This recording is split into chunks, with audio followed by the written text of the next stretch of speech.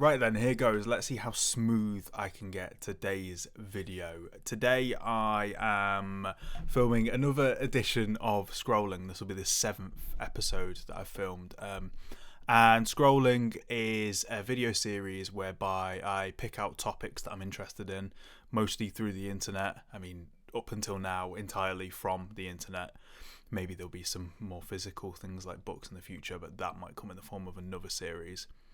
And I look at different subjects and I just think about them and talk about them. The sole purpose of this project is more of a personal development project than anything, or an underlying project to fuel other projects, because I want to think more about the things that I'm interested in and learn how to articulate myself better. That benefits me and that benefits anyone that's going to watch my videos in the future, anyone that's subscribed to the channel, all 52 of you. So let's get stuck into today's topic, which is the Frodsham Golf Course rewilding. So this is a golf course near Cheshire, I believe it is, which is up north near Liverpool area, between Liverpool and Wales. My geography is crap, so I might be a little bit wrong there. And essentially what they've done is they've closed it and they're going to turn it into a wildlife zone, if you will, like a natural habitat. Let's watch this video because it gives you a better idea. In fact, I've got the link up already. Watch a bit of this video. It's from the BBC. It was 94 acres.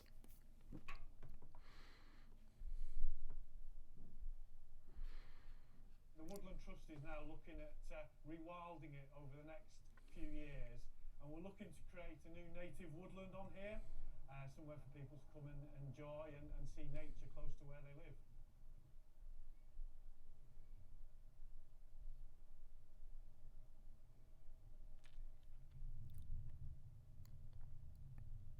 Oh, brilliant, brilliant.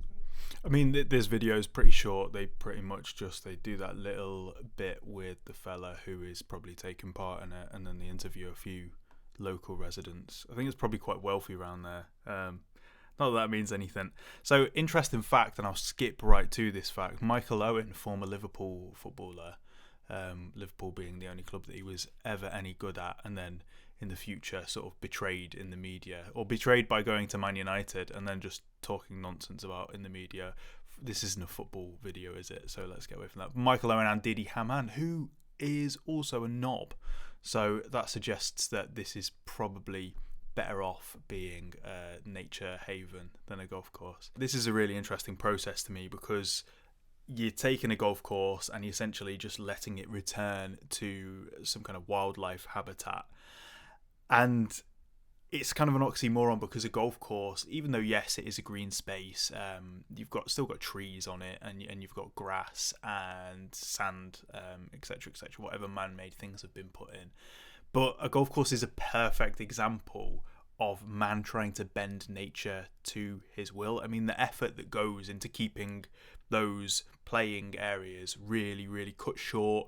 I know they get sprayed a hell of a lot of chemicals. I would imagine glyphosate, because that's used to treat weeds, and all sorts of other stuff. It's actually, in the past, because I do landscaping and have worked with landscaping companies, I have looked at golfing jobs, golfing landscaping, and it's one of the reasons why I didn't want to do it, because it just seems like most of the job is spraying the grass. And I think you don't just spray it on a weed there, spray it on a weed here. It is literally just like spraying the whole entire area.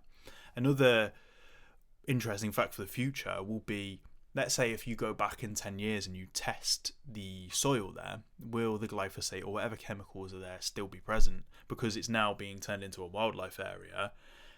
How long does it take to undo the damage that man has done in that area? I sound really how do you say the bloody word? Magnanimous? Is that the word? Talking like that man has done. Man is such a cruel being. But I'm not really criticising as such. I like sports myself. I like football, and I'm sure a lot of chemicals and control over nature takes part in preparing football pitches, blah, blah, blah. So yeah, they are taking this golf course and they're allowing it to become. I mean, they're going to plant a load of trees, so they're not just allowing it, but they're actively encouraging it to become wildlife habitat once again. And let's go over here quickly. So I found this Guardian article about it because I watched that BBC video that I've showed you there was the first thing that I saw. It's a pretty short video. BBC do those videos and they don't dig into it too much. There might have been an accompanying article, but I didn't see it. Guardian had an article on the Frodsham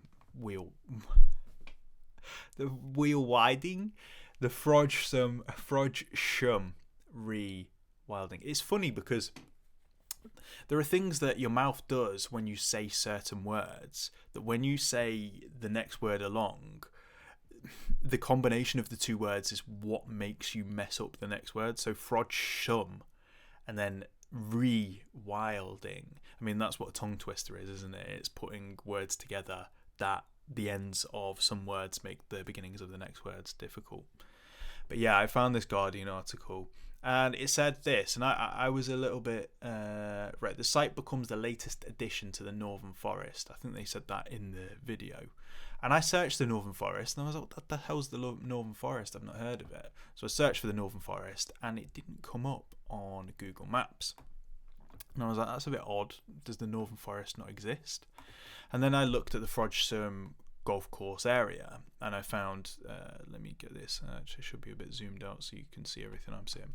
Then I found this and I thought that's a bit of a small forest, isn't it? I mean, it's going to rejoin the forest, but it's not much of a forest in the first place.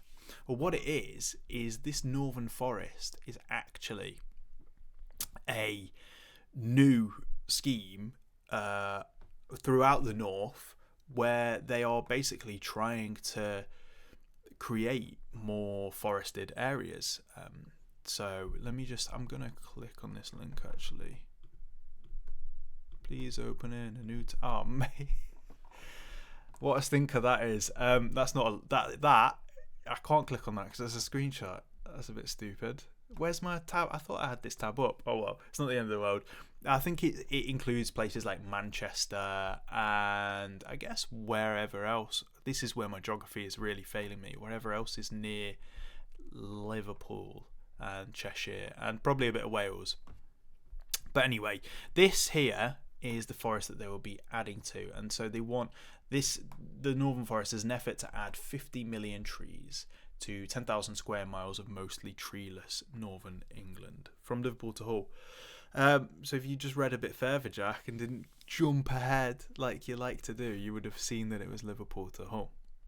I think this is a really cool idea. It's cool to know things like this are going on in England, especially nearby where I used to live. It's a little bit away. I can't say, oh, that's a really well-off area and be like, I used to live near there. No, I lived a little way away, and it certainly wasn't a well-off area where I'm from. But hey-ho. It's cool. It's cool because there's been a lot of criticism in the past about golf courses and whether they really utilise the space as they should. I mean, you're taking a large area and it is being used for the benefit of a very small number of people. If you were to calculate how many people are getting happiness and joy from each square mile, not to say that the only purpose of land is to give people happiness and joy, but I guess the whole benefit of it being a wildlife habitat, it makes it more accessible to people, but it also obviously makes it more accessible to animals, which is a really weird turn of phrase, but it makes it better for the environment in general. And two creatures in particular that in the whatever it's called, the embed, there we go, in the embed that is said it'll probably help the return of is some more foxes and some more badgers. I love foxes and badgers. And scroll down here. Oh, nice pics. Here we are. So I should have my notebook open next to me for this bit. Oh well. I love foxes and badgers because particularly foxes, I have just had this affinity with foxes probably from my adult life onwards. I just feel like there's always a fox living in my local area that I tend to bump into a lot. So when I was in Brighton in particular, I had foxes out the back. I had foxes that I'd see on my sites, and they're just beautiful creatures to me. I hate that foxes get hunted, although that's not legal anymore, is it? But I think it still goes on in dark, rich circles. I hate that they have been hunted in the past. I hate that they're treated like vermin by some people. I hate that you always see them on the side of the road. I think they're beautiful creatures. I don't see how they're much different from dogs, and especially just fox cubs. They're irresistibly cute. Sorry, it's probably a bit disjointed there because I thought I could hear something downstairs, so I had to quickly, in the middle of this, without quitting recording, grab this little hammer and go downstairs and see if I needed to whack anyone in the head with it. There was no one there. A bit unresponsible because I had my front door open, but still, we're safe, so we can carry on. Actually, in my back garden in Brighton, and when I say my back garden, I don't mean my back garden, because the back garden wasn't mine because it was a flats and it belonged to the people below us. But behind that, there was like this raised thing going up to a park, and it was just pure nature. It was never really cut down. They just let it grow, and it was brambles and all sorts of flowers used to appear there, wildflowers.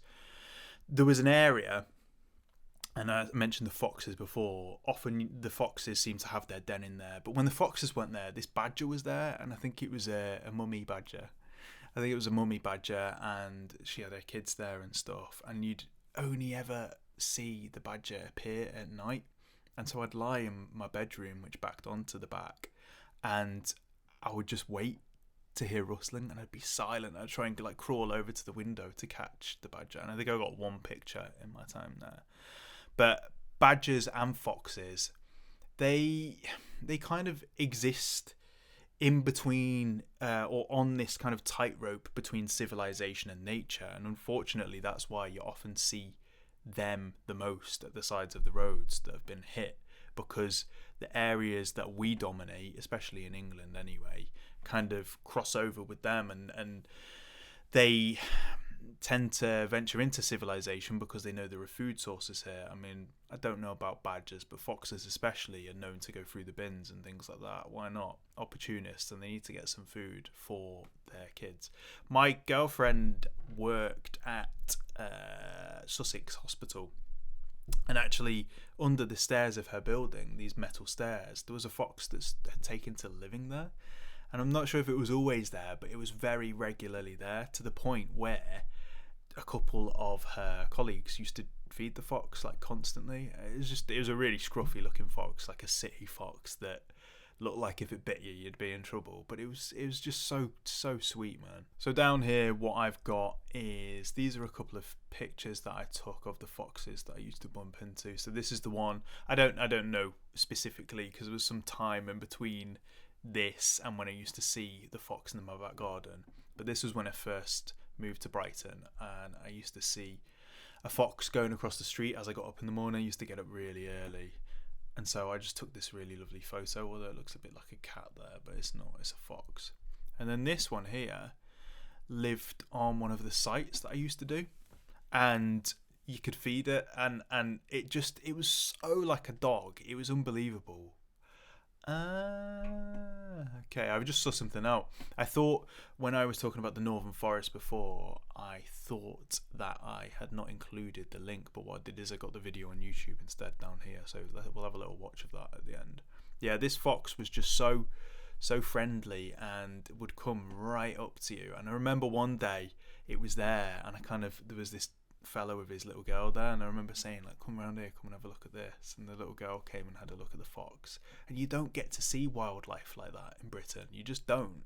And it's a real shame. And it's why I think the more that we can create these spaces that wildlife can thrive, the more we can allow, I guess, natural education to go up, and people to understand not only more about the environment, but get to see wild animals more, and wild animals that aren't kept in captivity or pets. And I think that's a really good thing to strive for.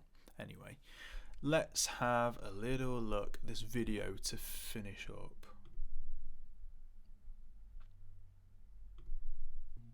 Something is growing in the north, and it's not Jon Snow's legacy. Sorry. So the Northern Forest, right? Gives you a better idea. So yeah, so Liverpool Tour. See, if I knew my geography, I would have known that that was going right across the width of the country.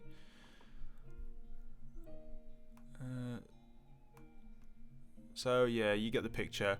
The reason they're doing it is because the area in particular has the least forest cover, or only 7.6% forest cover, which is I'm guessing really low compared to the national average. Anyway, cool. So all in all, I think that is a really good little scheme that's going on there. And you would imagine that with this popping up and with this project, this overriding project of the Northern Forest, there are going to be plenty of these schemes popping up all the way across from Liverpool to Hull in the different areas. And I'm a big fan of stuff like this. I really am. Not necessarily for rewilding, because they've said rewilding here, but there are different ideas of rewilding. I remember reading George Monbiot's book, or reading a bit of it, Feral, where he talked about the ideas of reintroducing species that were extinct and stuff like that, or reintroducing certain species. I think there's a fine balance, because you can probably cause more damage, and actually it's very egotistical of us to think that nature needs our help. Like, why not just let nature take its course? These trees are gonna, like, I get that you're trying to undo the damage with the planting of the trees, but nature will do the same job, and it might even do it faster, who knows. Anyway, that has been the 7th edition of Scrolling. And yeah, I mean, I don't know if it's a smooth one again. I just need to get into the rhythm of these. It's so hard just doing it whenever I can in these little gaps, and the more time I leave in between them, the less momentum I have, and the more I lose my momentum, and then I make little mistakes, or I don't learn my lessons from the last one, and that's not ideal. But I'll see if I can figure out how I can get another one in before too long. It might be a short one again, but it's good that I'm here, eh? Please say yes. I can hear you. Thank you for the affirmation. Okay, cool. Yeah, I'll see you next week. Take care. Bye bye.